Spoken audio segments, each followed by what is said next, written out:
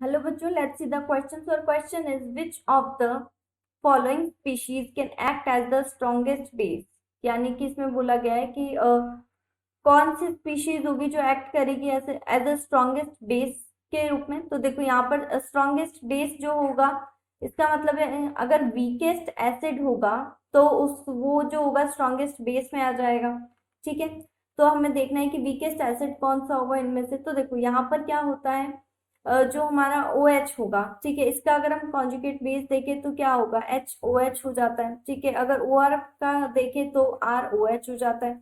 इसका conjugate base C6H5OH हो जाता है, एंड इसका जो होगा इथर ओ एच आ जाएगा। ठीक है, ये इनके कॉन्जुगेट बेस होते हैं। ठीक है, अब बात करते हैं इनकी अगर जो इलेक्ट्रॉन रिलीजिंग प्रॉपर्टी या फिर इलेक्ट्रॉन रिलीजिंग ग्रुप जो होगा अगर वो हाई होता है, ठीक है, तो जो एसिडिटी होगी, एसिडिटी जो होगी वो क्या होगी, लो होगी। ठीक है, और इलेक्ट्रॉन विड्रॉइंग ग्रुप जो होगा वो हाई होगा, तो जो एसिडिटी होगी वो क्या होगी, लोएस्ट होगी। ठीक है, अब हमें सॉरी हाईएस्ट होगी। ठीक है, हाई होगी। अब अगर हमें यहाँ पर देखना है कि इसकी जो है किसकी इलेक्ट्रॉन रिलीजिंग प्रॉपर्टी या विड्रॉइंग प्रॉपर्टी हाई या लो होगी।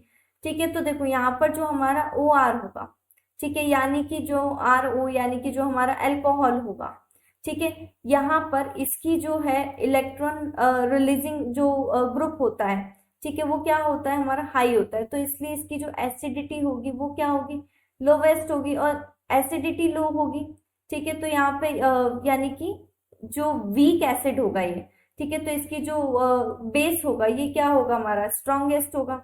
ठीक है, तो हमें सिर्फ यही बताना है यहाँ पर कि स्ट्रॉन्गेस्ट बेस कौन सा होगा। तो जो हमारा अल्कोहल होगा उसकी जो एसिडिटी होगी वो लो होगी, तो ये हमारा स्ट्रॉन्गेस्ट बेस कहलाएगा। ठीक है, तो यहाँ पे ऑप्शन नंबर बी जो होगा हमारा करेक्ट आंसर होगा। तुम्हारा final answer is option number B.